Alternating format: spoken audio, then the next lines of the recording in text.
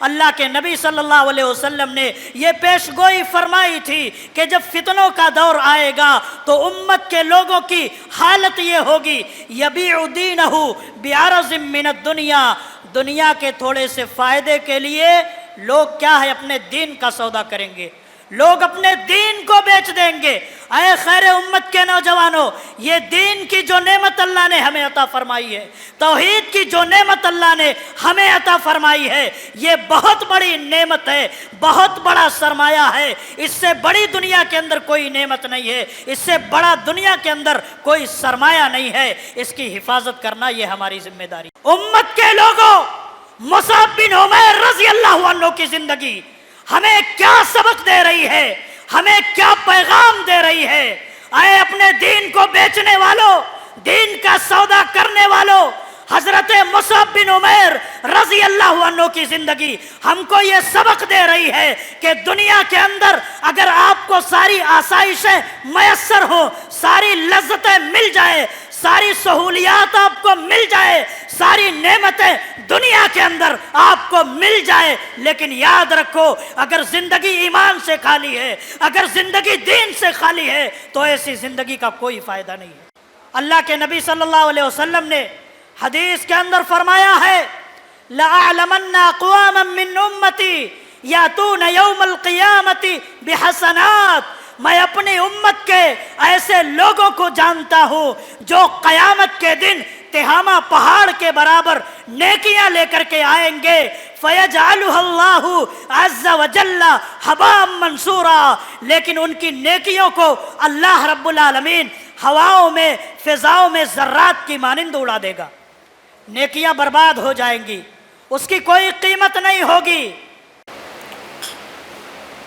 ان الحمد للہ نحمده ونستعینه ونستغفره ونعوذ باللہ من شرور انفسنا ومن سیئات اعمالنا، من يهده الله فلا مضل له ومن يضلل فلا هادي له، واشهد ان لا اله الا الله وحده لا شريك له، واشهد ان محمدا عبده ورسوله۔ يا ايها الذين آمنوا اتقوا الله حق تقاته ولا تموتن الا وانتم مسلمون۔ يا ايها الناس اتقوا ربكم الذي خلقكم من نفس واحدة وخلق منها زوجها وبث منهما رجالا كثيرا ونساء، واتقوا الله الذي تساءلون به والأرحام إن الله كان عليكم رقيبا۔ يا أيها الذين آمنوا اتقوا الله وقولوا قولا سديدا يصلح لكم أعمالكم ويغفر لكم ذنوبكم، ومن يطع الله ورسوله فقد فاز فوزا عظيما۔ أما بعد، فإن خير الحديث كتاب الله، وخير الهدي هدي محمد صلى الله عليه وسلم، وشر الأمور محدثاتها، وكل محدثة بدعة، وكل بدعة ضلالة، وكل ضلالة في النار۔ قال الله تعالى في القرآن الحكيم، كنتم خير أمة أخرجت للناس تأمرون بالمعروف وتنهون عن المنكر وتؤمنون بالله، ولو آمن أهل الكتاب لكان خيرا لهم منهم المؤمنون وأكثرهم الفاسقون۔ تمام طرح کی تعریف اللہ رب العالمین کے لیے ہے جس نے ہم سب کو شہر کاولی کے اس منڈپ میں جمع ہو کر کے دین کی کچھ باتیں کہنے کی، سننے کی، اور اسی طریقے سے اصلاح اور عمل کے جذبے سے انشاءاللہ یہاں سے ہم لوگ واپس جائیں گے، اس کی اللہ تعالیٰ نے ہمیں یہاں پر جمع ہونے کی توفیق نصیب فرمائی۔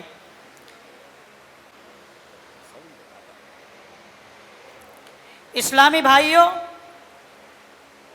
آج کے اس پروگرام میں میرا موضوع ہے خیر امت اور نوجوان۔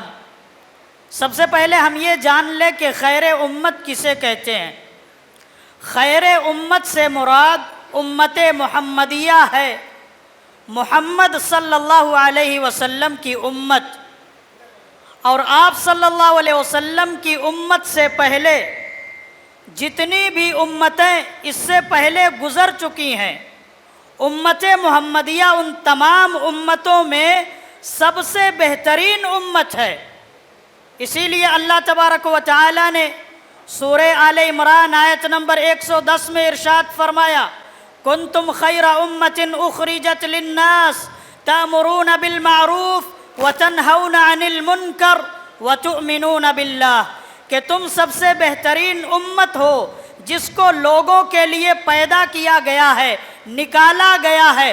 تم لوگوں کو بھلائیوں کا حکم دیتے ہو، برائیوں سے روکتے ہو، اور اللہ تبارک و تعالیٰ کے اوپر ایمان رکھتے ہو۔ اور رہی بات نوجوانوں کی، نوجوانوں کا ذکر خاص اس لیے کیا گیا، اس لیے کہ انسان کی زندگی میں جو مختلف مرحلے ہوتے ہیں، بچپن کا مرحلہ ہوتا ہے، جوانی کا مرحلہ ہوتا ہے، بڑھاپے کا مرحلہ ہوتا ہے، ان تمام مراحل میں سب سے اہم مرحلہ جوانی کا ہوتا ہے، اس لیے کہ جوانی میں انسان کے پاس طاقت ہوتی ہے، انسان کے پاس قوت ہوتی ہے، انسان کے پاس جوش جذبے اور امنگیں ہوتی ہیں، شہادت اور شجاعت کے جذبات ہوتے ہیں، اور کسی بھی قوم کو، کسی بھی سماج اور معاشرے کو اپنے نوجوانوں سے بڑی ساری امیدیں ہوتی ہیں۔ یہ نوجوان کسی بھی قوم کا سب سے قیمتی سرمایہ ہوا کرتے ہیں، سب سے قیمتی سرمایہ۔ لہٰذا اگر آج اس امت کے نوجوان اپنی اصلاح کر لیں، اس امت کے نوجوان اپنے اندر سدھار پیدا کر لیں، تو پوری امت کی اصلاح اس کے ذریعے سے ممکن ہو سکتی ہے۔ اور شریعت میں، کتاب و سنت میں خیر امت کے ایسے نوجوانوں کی تعریف کی گئی ہے جن کے اندر صالحیت ہوتی ہے، جن کے اندر تقویٰ ہوتا ہے، جن کے اندر دینداری ہوتی ہے، جن کے اندر اللہ کا ڈر ہوتا ہے، جو بہترین اخلاق اور کردار والے ہوتے ہیں۔ سورہ کہف میں اللہ تبارک و تعالیٰ نے ایسے نوجوانوں کی تعریف فرمائی ہے۔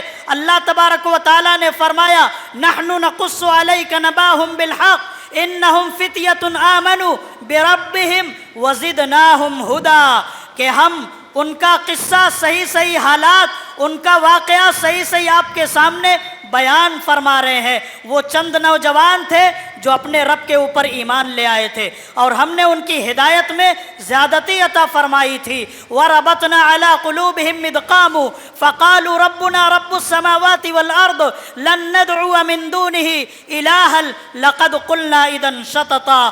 اللہ نے بیان فرمایا ان نوجوانوں کے دل ہم نے مضبوط کر دیے تھے، جبکہ وہ ایک بادشاہ کے سامنے کھڑے ہو گئے اور کہنے لگے کہ ہمارا رب تو وہ ہے جو آسمان و زمین کا رب ہے، ہم اپنے اس رب کو چھوڑ کر کسی اور کو معبود سمجھ کر کے ہرگز نہیں پکاریں گے۔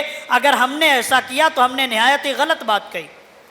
اللہ تبارک و تعالی نے ایسے نوجوانوں کی تعریف فرمائی ہے جنہوں نے شرک کو چھوڑ دیا تھا، جنہوں نے کفر کو چھوڑ دیا تھا، جو اپنے رب پر، اپنے اللہ پر ایمان لے آئے تھے، اور جو اپنے دین کو بچانے کے لیے، جو اپنے دین کی حفاظت کرنے کے لیے اپنے گھر بار کو چھوڑ کر کے، اپنے مالوں کو چھوڑ کر کے ایک غار میں جا کر کے پناہ لیے تھے، اور اس کے بعد ان نوجوانوں کے اوپر اللہ رب العالمین کی نصرت آئی تھی، اللہ تبارک و تعالیٰ کی مدد ان نوجوانوں کے اوپر نازل ہوئی تھی۔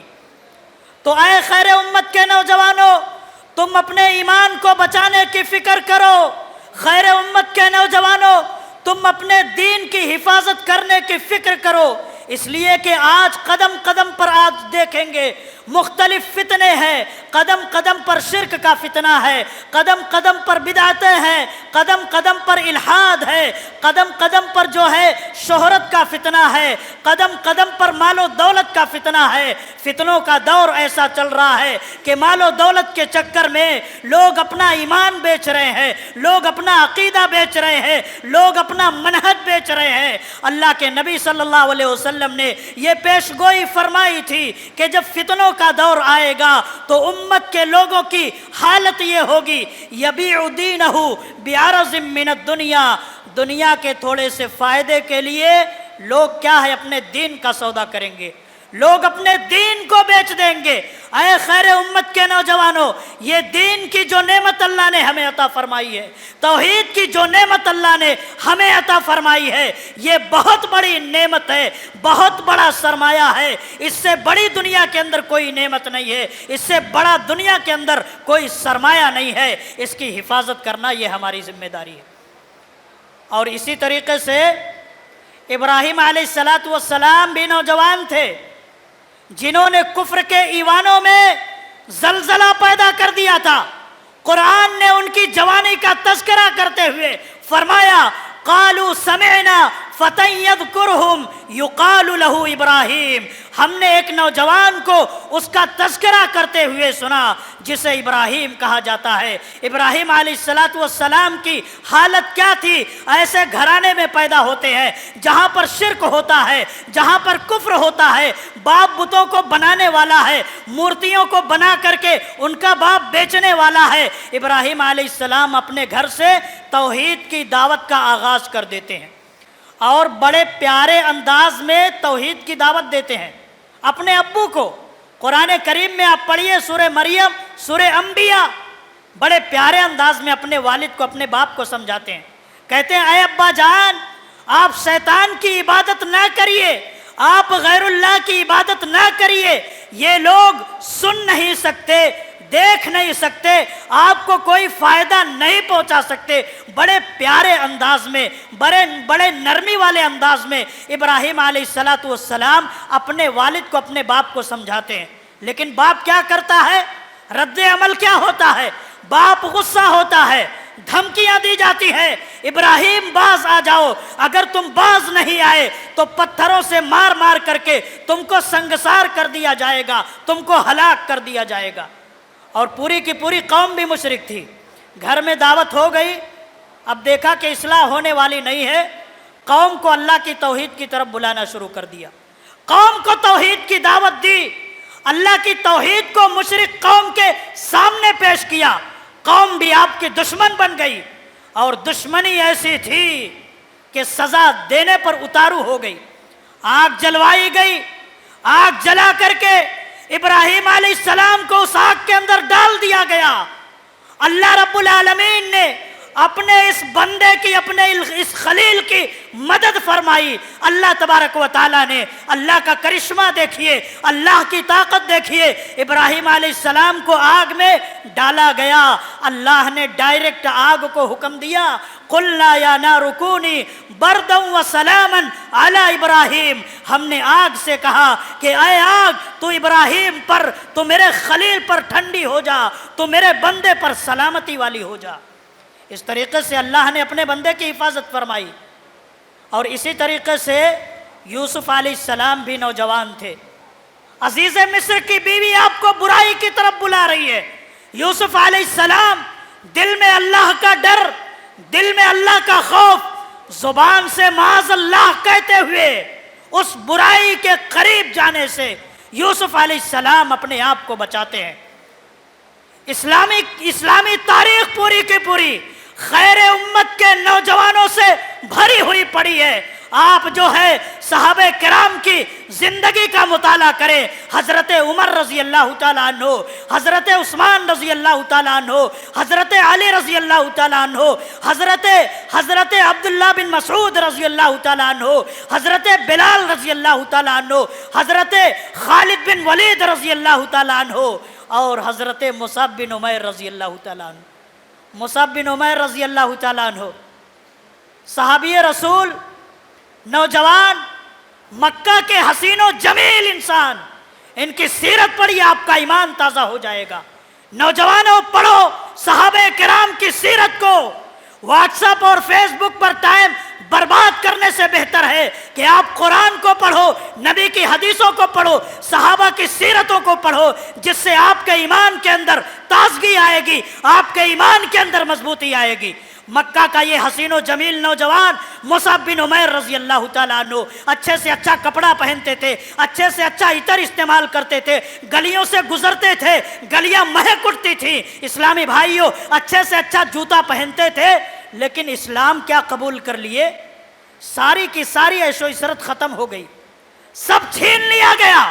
اس کے بعد مدینہ کے اندر چند مسلمان جب ہوئے، چند لوگوں نے مدینہ کے اندر اسلام قبول کیا، تو ان کی تعلیم و تربیت کے لیے، مدینہ میں دعوت و تبلیغ کے لیے محمد الرسول اللہ صلی اللہ علیہ وسلم کی نظر اس اپنے پیارے صحابی حضرت مصعب بن عمیر رضی اللہ تعالی عنہ پر پڑتی ہے۔ نوجوان صحابی تھے، مدینہ کے اندر جاتے ہیں، مدینہ کے اندر دعوت اور تبلیغ کا کام کرتے ہیں۔ ان کی دعوت اور تبلیغ سے مؤثر ہو کر کے کتنے خاندان کے لوگوں نے، کتنے افراد نے اسلام کو قبول کر لیا تھا۔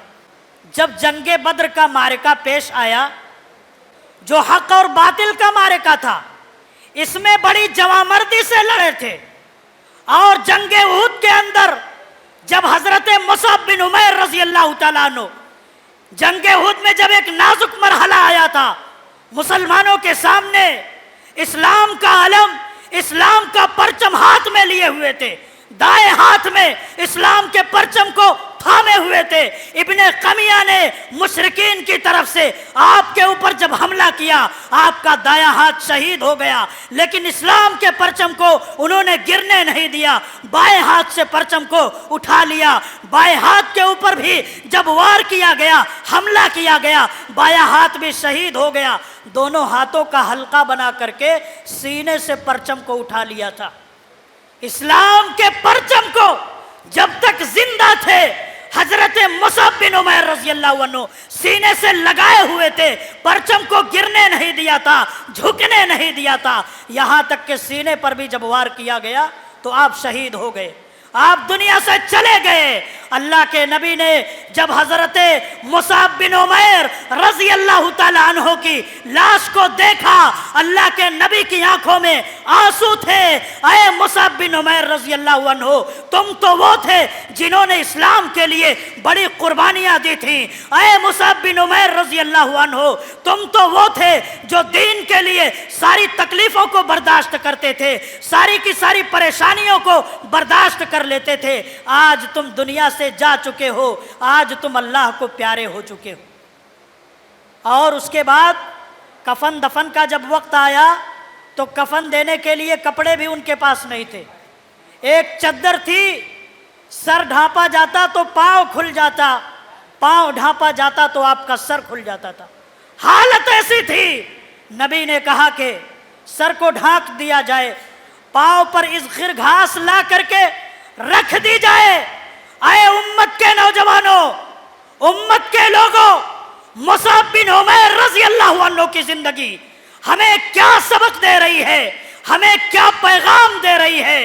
اے اپنے دین کو بیچنے والوں، دین کا سودا کرنے والوں، حضرت مصعب بن عمیر رضی اللہ عنہ کی زندگی ہم کو یہ سبق دے رہی ہے کہ دنیا کے اندر اگر آپ کو ساری آسائشیں میسر ہو، ساری لذتیں مل جائے، ساری سہولیات آپ کو مل جائے، ساری نعمتیں دنیا کے اندر آپ کو مل جائے، لیکن یاد رکھو اگر زندگی ایمان سے خالی ہے، اگر زندگی دین سے خالی ہے تو ایسی زندگی کا کوئی فائدہ نہیں ہے۔ یہ سبق ملتا ہے ہمیں کہ ایک مسلمان، ایک نوجوان اس امت کا، اس کو جینا ہے تو اللہ کے لیے جینا ہے، مرنا ہے تو اللہ کے لیے مرنا ہے۔ میرے اسلامی بھائیوں، یہ خیر امت کے وہ نوجوان تھے جنہوں نے اپنی پوری کی پوری زندگی اللہ رب العالمین کو راضی کرنے میں گزارتی۔ ان کو دنیا سے کہیں زیادہ اپنی آخرت کو بنانے کی اور اپنی آخرت کو سنوارنے کی فکر ہوا کرتی تھی۔ گویا کہ ان کی زندگی کا یہ مقصد بن گیا تھا کہ میری زندگی کا مقصد تیرے دین کی سرفرازی، میں اسی لیے مسلمان، میں اسی لیے نمازی۔ اے امت کے نوجوانوں، اے امت کے نوجوانوں، اپنی زندگی کو، اپنی جوانی کو لہو و لعب میں مت گزارو، اپنی زندگی کو گناہوں میں، برائیوں میں صرف نہ کرو۔ اللہ کے نبی صلی اللہ علیہ وسلم نے ایسے نوجوانوں کو خوشخبری سنائی ہے جو نوجوان اپنی زندگی اللہ کی عبادت کرتے ہوئے گزار دیتا ہے، جس کی جوانی اللہ کی عبادت میں گزرتی ہے، قیامت کے دن کیا شرف اس کو حاصل ہوگا، کون سی سعادت ملے گی؟ اللہ کے نبی صلی اللہ علیہ وسلم فرماتے ہیں وَشَابٌ نَشَأَ فِي عِبَادَةِ اللَّهِ، ایک ایسا نوجوان جس نے اپنی جوانی اللہ کی عبادت میں گزاری ہو۔ آج خیر امت کے نوجوانوں کی حالت کیا ہے؟ خیر امت کے نوجوانوں کو، خیر امت کے لوگوں کو آج ان کو سوشل میڈیا کا جنون ان کے اوپر سوار ہے۔ سوشل میڈیا کے اوپر اپنا پورا کا پورا وقت لوگ کیا ہے ضائع کر رہے ہیں، برباد کر رہے ہیں۔ خصوصی طور پر نوجوان اور سوشل میڈیا کے پیچھے پڑھ کر کے آج کے نوجوان دین سے دور ہو رہے ہیں، دین بیزاری کا شکار بھی ہو رہے ہیں، دین بیزاری کا شکار ہو رہے ہیں۔ اسلامی بھائیوں، ہم کو اس دین بیزاری سے اپنے آپ کو بچانا ہے۔ سوشل میڈیا کے پیچھے پڑھ کر کے اپنے پورے وقت کو ضائع کر دیتے ہیں، لیکن مسجدوں میں نماز پڑھنے کی فکر نہیں ہے۔ قرآن پڑھ لیں، سمجھ لیں، دن میں ایک مرتبہ اس کی تلاوت کر لیں۔ خیر امت کے نوجوانوں کو اس کی بھی فکر نہیں ہے، نہ اپنے لوگوں کے مسائل کے سننے کا وقت ہے، نہ ان سے ملنے کے لیے ٹائم۔ صرف اسی طریقے سے وقت اور ان کی جوانی برباد ہو رہی ہے۔ انٹرنیٹ دستیاب ہے، موبائل فون دستیاب ہے، تنہائیاں بھی آج گناہوں سے خالی نہیں ہے۔ تنہائیوں میں گناہ ہو رہے ہیں، گناہ ہو رہے ہیں، اور یہ تنہائی میں گناہ کرنے کا انجام آخرت میں بڑا ہی خطرناک ہوگا۔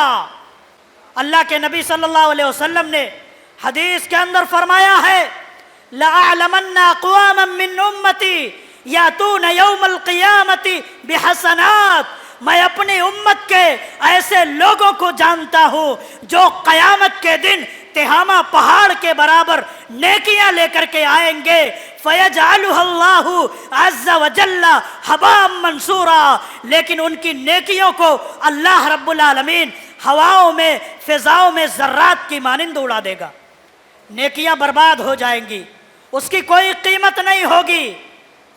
حضرت ثوبان رضی اللہ تعالیٰ عنہ کہتے ہیں اے اللہ کے نبی ان کی صفت بیان کر دیجئے، پہچان بتا دیجئے، تاکہ ہم بھی کہیں لا علمی میں، غفلت میں ان لوگوں میں شامل نہ ہو جائے، ہمارے اعمال بھی برباد نہ ہو جائے۔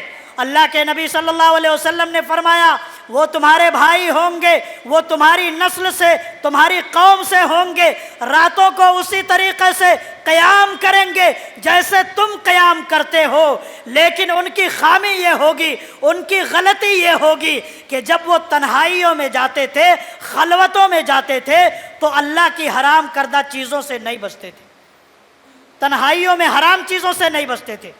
آج ایک نوجوان کمرے میں سویا ہوا ہے، ہاتھ میں موبائل فون ہے، انٹرنیٹ ہے، موبائل کی اسکرین پر انگلیاں چل رہی ہیں، گندی تصویریں دیکھ رہے ہیں، گندی فلمیں دیکھ رہے ہیں، گندے میسیجز پڑھ رہے ہیں۔ اس طریقے سے تنہائیوں میں کتنے گناہ آج کے نوجوانوں سے سرزد ہو جاتے ہیں، یہ بڑے خطرناک گناہ ہے۔ اسلامی بھائیوں، اس سے ہمارے نیک اعمال آخرت میں برباد ہو جائیں گے اور ضائع ہو جائیں گے۔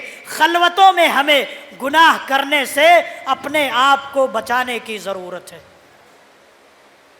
اور اسی طریقے سے آج کے نوجوانوں کے اندر، خیر امت کے نوجوانوں میں شراب اور نشے کی لت بڑھتی ہوئی چلی جا رہی ہے۔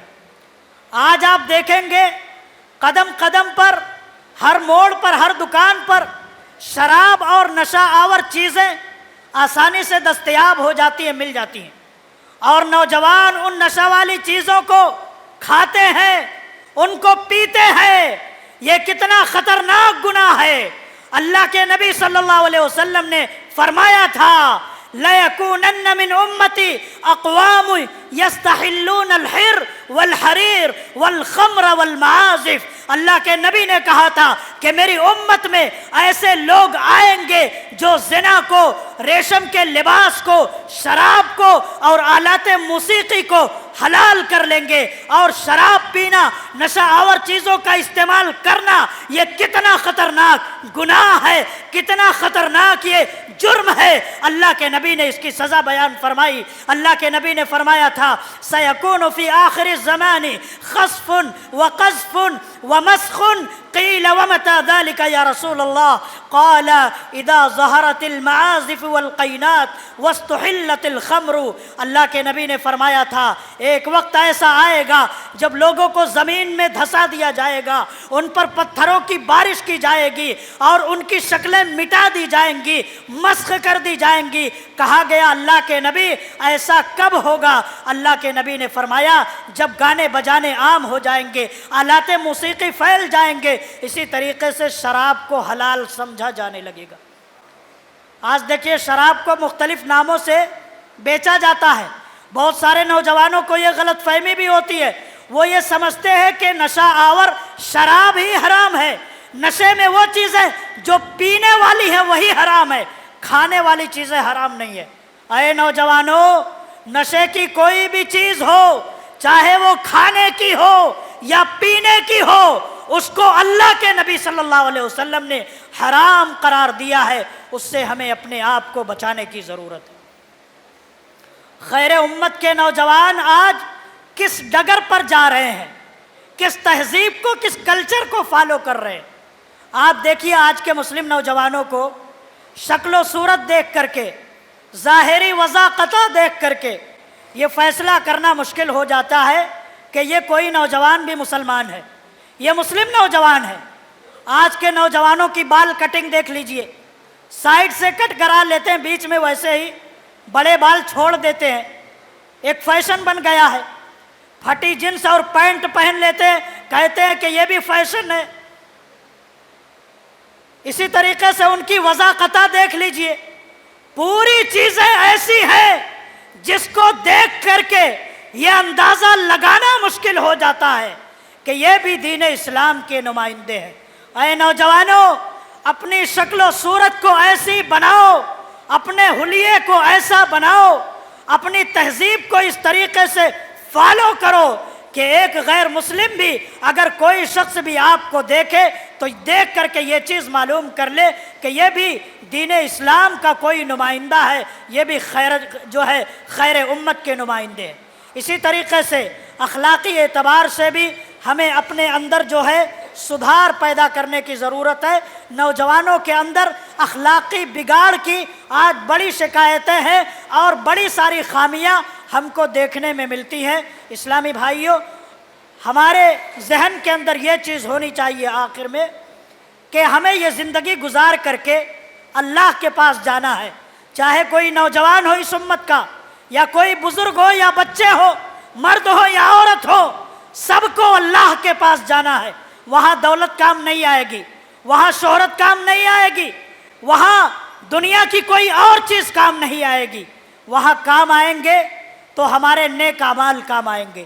اس لیے دین کو سیکھیے، دین کے مطابق اپنی زندگی کو آگے بڑھانے کی کوشش کریے، اور مرنے کے وقت میں آپ کی حالت ایسی ہو کہ آپ دین کے اوپر قائم رہیں، اسلام کے اوپر مضبوطی سے جمے رہیں۔ بس انہی چند باتوں کے ساتھ میں اپنی بات کو ختم کرتا ہوں۔ اللہ تبارک و تعالیٰ سے دعا ہے کہ اللہ رب العالمین خیر امت کے نوجوانوں کی اصلاح فرمائے۔ اللہ رب العالمین خیر امت کے نوجوانوں کو اور اس امت کے تمام لوگوں کو خیر امت کے جو تقاضے ہیں ان تمام تقاضوں کو پورا کرنے کی اللہ رب العالمین ہمیں توفیق نصیب فرمائے۔ اللہ رب العالمین منہج سلف کے مطابق دین کے راستے پر، اسلام کے راستے پر، کتاب و سنت کے راستے پر ہمیں چلنے کی اللہ تعالیٰ توفیق نصیب فرمائے۔ مختلف گمراہ جو جماعتیں ہیں، جو شخصیتیں ہیں، ان کے پیچھے چلنے سے اللہ ہمیں بچائے، ان کے پیچھے بھاگنے سے اللہ ہمیں بچائے۔ اللہ رب العالمین جب تک ہمیں زندہ رکھے، اسلام پر زندہ رکھے، اور جب ہمارا خاتمہ ہو تو ایمان بالخیر پر اللہ تعالیٰ ہمارا خاتمہ فرمائے۔ آمین، تقبل یا رب العالمین، والسلام علیکم ورحمۃ اللہ وبرکاتہ۔